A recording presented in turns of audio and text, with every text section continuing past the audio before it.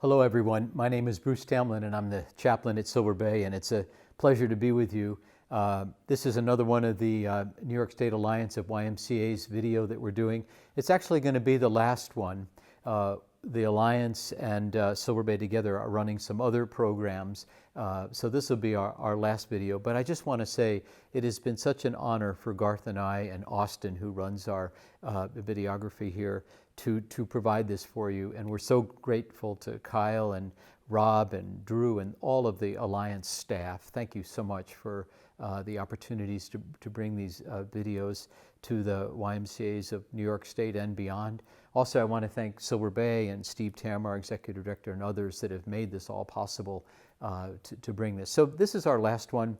I'm going to share 7 what I call life concepts for us. And hopefully these will allow you to sort of step into what we're dealing with around COVID and around some of the racial tensions that are going on in our country as we begin to open our eyes. I hope these 7 concepts support you and help you along the way. Again, we are grateful to be with you today, and thank you for being a part of this. The first concept I want to talk about is, and I'm going to draw them as we speak about them, but the first one is, I've drawn a line there. We talk about living above the line, or you living below the line. And if there were a group of us here in this workshop and a group of people attending, I would say, so when you're below the line, what are some words that occur to you? And below the line can be words like victim or sad, or, and I won't be able to write them all down, but maybe angry, or upset, impatient, unforgiving, selfish, ego. So living below the line. And at times we're all here, so we're not judging this, but the idea is that we want to be living, of course, above the line. And living above the line brings a sense of joy in life, brings a much more of a sense of wholeness, a richness to life. And so words that would go on the top, above the line, living above the line, words like generous and gratitude and joy and love and compassion,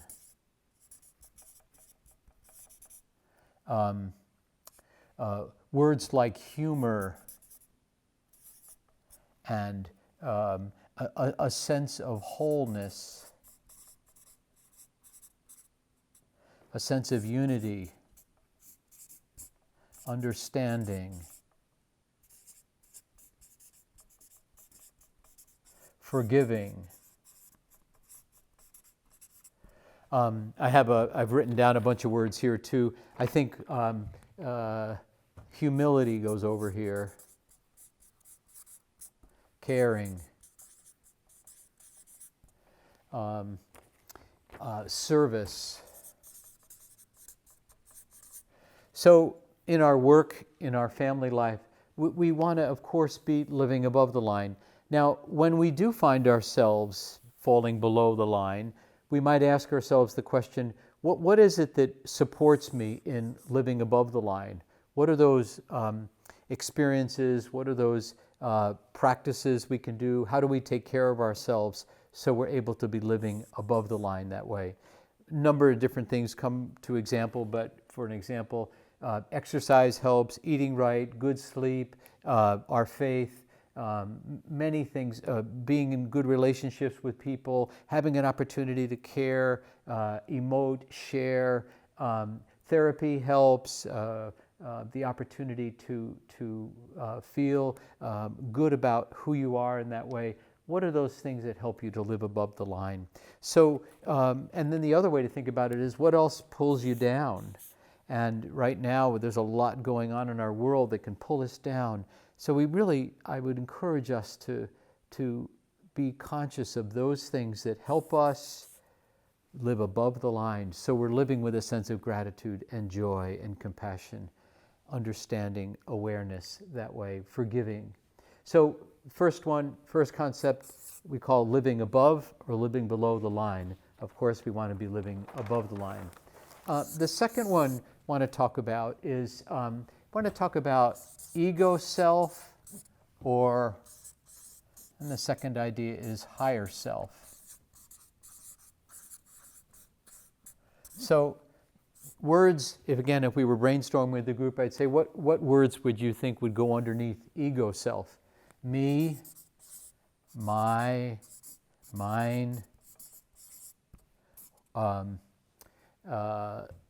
selfish. It's sort of, this is where we're filled with ourself, sort of ego self. Another word that goes under here is insecure. Out of insecurity, we need to keep sort of tapping into the ego self that way. This is kind of a self-centered. Another way of looking at that ego self. This is not as satisfying as living out of our higher self. What is our higher self? We, us, together, team, caring. So we have a higher self. We all have a higher self. And that higher self is activated when we feel good about who we are, when we feel gratified about what we're doing, when we're able to live out of that sense of wholeness that we have within ourselves. So we want to be focused on more higher self. Now, at times we'll find ourselves over here. I find myself here from time to time. And my wife will say something, or I'll finally snap out of it in some way. But we want to be, as best we can, living in our higher self place. This makes us a much better person, a much better Y employee, a much better teammate that way when we're living out of this. This is actually a secure place to be, too. We have a deep inner security about who we are when we're in our higher self that way. That's the second one. The third one I want to talk about is projection. It's a great word in psychology, projection. And what do we mean by that? Well, I'm going to draw, again, my drawing skills are very limited, but here we are. And we all have within us positive and negative messages within us. As we grew up, we learned positive and negative messages, things we think highly about ourselves or good about ourselves, and things we don't think so good about ourselves. And so inside of us, those messages exist. What we tend to do is, if we are more positive, we feel better. This is living above the line. We tend to project onto others a sense of positivity, a good understanding of them. If we're feeling more negative inside, we project onto others a sense of negativity, a criticalness. So if you find yourself being really judgmental or critical of yourself and others, you want to take a look at the inner messages you have, because the truth is we were born with positive messages. We didn't come into the world this way. We learned this. And if we learn this coming into the world, we can unlearn this.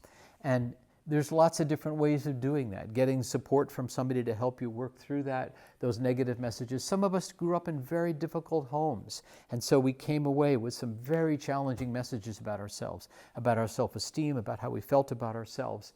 And we can work on that so that our projection onto life is positive. We don't want our projection onto life. I mean, you know some people that walk around, life sucks, then you die. You know, and that's not the way we want to be. We want to project positively. So when we feel good about ourselves, we feel good about others. We feel good about our work. We feel good about life.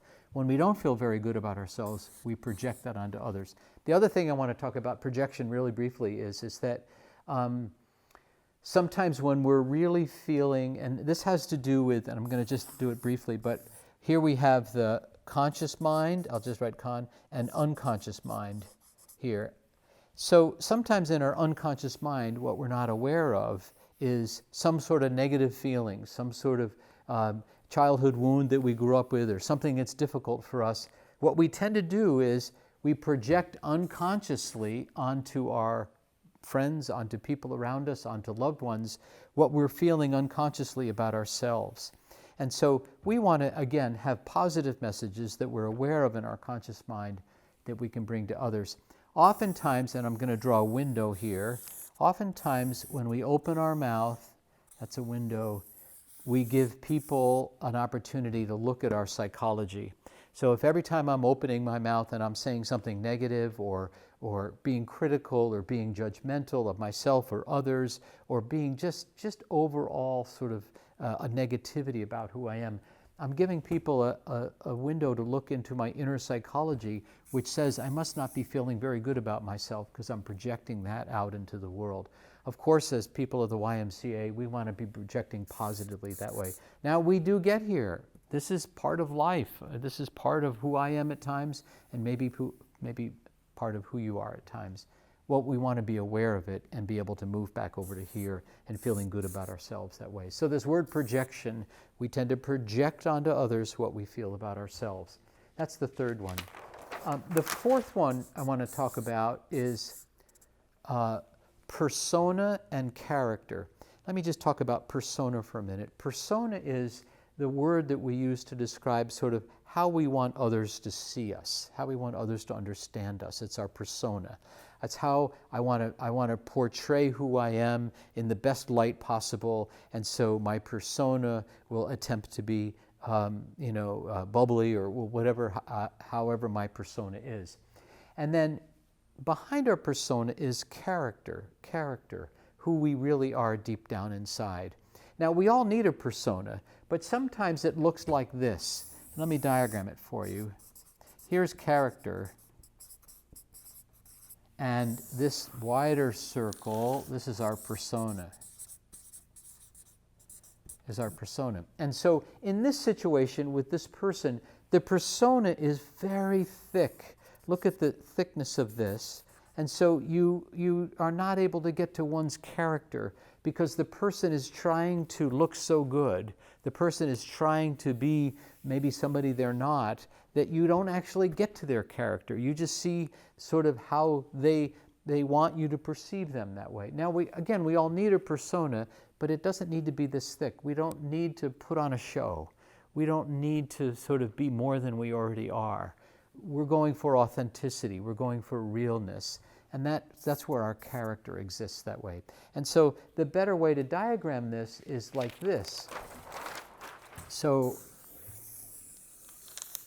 here's a circle, and then right here is a circle inside that circle.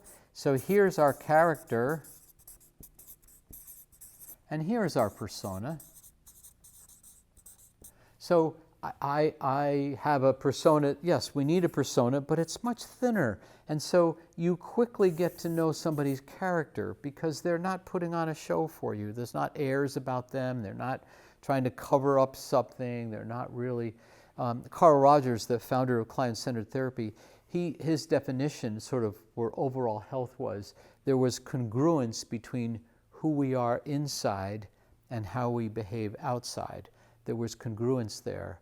And so the idea is that when we have a lot of congruence, there's not a big persona. What you see is what you get. This is who I am. And then you quickly get to character, integrity, honesty, caring, compassion, one's character of service, understanding, capacity to love, capacity to be loved. That's what character is there. When we get too much persona, a real thick persona, we miss somebody's character that way. So the move here for us is to try to not worry so much about what people think about us, be naturally who we are as best we can. And in that, people will see our character in a positive way.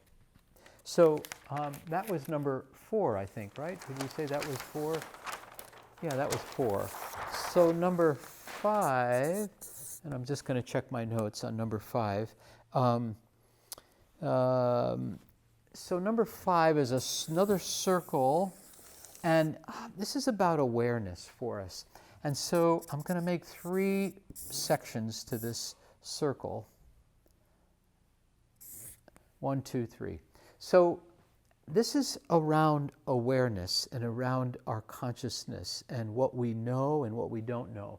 So in this section, of the 3 sections, I'm going to put down what we know.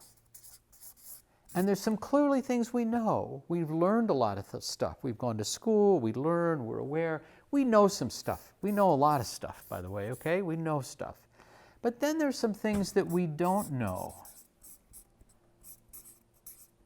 We don't know some stuff. So I never really studied quantum physics, so I don't really know quantum physics at all. And so I can say that I don't know about quantum physics, but I know that I don't know about quantum physics. I hope that makes sense, that I know I don't know, and I can go learn it if I want to. It's this last section that's so important for us if we want to grow as human beings. And this is that we don't know that we don't know.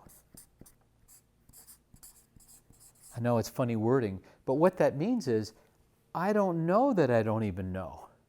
I'm not even aware of what I don't know. And I need to own this one because in growing up, I had a sense of who I was and what I was about, and I must say that I was at times, I think, a bit arrogant as a young man, and I didn't know that what I didn't know in terms of who I was and what I was about, and I've hopefully grown out of that, but there's still some things that I don't know that I don't know. And so when it comes to understanding ourselves and understanding others, if you allow yourself to be in this place, what don't I know? Every once in a while I'll ask my wife and sort of, help me understand. We have 3 daughters. Help me understand what I don't know about what it means to be a young woman like one of our daughters is. And so are our hearts open to the fact that we might know, especially what's going on in our culture right now around systematic racism in terms of that? I don't know what I don't know about what it means to be a black man in that way. And so, the idea is that I'm trying to learn, I'm trying to open up, having dialogue around that so that our hearts might open. And I believe this is how we become more whole, more compassionate, more forgiving, more understanding of ourselves and others that way. So, and again, we know some things, we know we don't know some things, but then there's the part we don't know that opens up a whole nother world for us to think about. And I would encourage us to allow ourselves to be in this section too at times. It's not easy because our culture says we're supposed to know everything. We're supposed to know it all, kind of thing. Let me ask you about that. Do you know a know-it-all in your life? Maybe you do. A know-it-all. I don't know, they're not all that fun to be around, the truth be told, and I don't mean to judge them, but a know-it-all needs to have the opportunity to maybe know that they don't know, and in that they come to learn and come to love and come to understand life in a different way. The 6th idea is I want to talk a little bit about what we often refer to as the power of presence. The power of presence. As YMCA leaders, who you are, the capacity that you have to, because of who you are, have an impact on other people's lives, because of your groundedness, because of your wholeness, because of your integrity, because of your honesty, because of who you are. Now, none of us are perfect. I'm certainly not, and I can clearly own that. But we're attempting to be these people that, because of who we are, we have an ability to affect other people's lives that way. And whether we're leading a Y, or we're the program director, or the fitness director, or whether we're director of aquatics or childcare, or whatever area we're living in, working in, the ability that you have to influence other people's lives through your presence, through your groundedness, through your humility, through your living with gratitude, through your capacity to understand, through your capacity to never have to scream and yell, through your capacity to be this whole human being that communicates that life is good and worthwhile and valuable, and that through your presence you really have an effect on others. And that really brings me to the number 7 one that I want to talk about, and that is that the ability for us to think about our YMCAs through these 2 words, content and context. What do we mean by that? What's the content of our Y? The building, the pool, the content, the desks, the computers. It's got a lot of content. The bulletin boards, the programs, the brochures. We've got a lot of content. We've got furniture in the building. We've got fitness machines. We've got a lot of content in the building, a lot of content. And then, but what does it feel like in your building?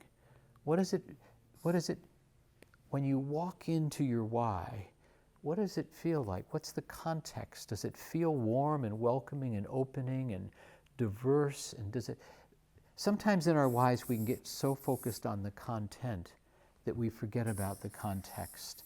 What does it feel?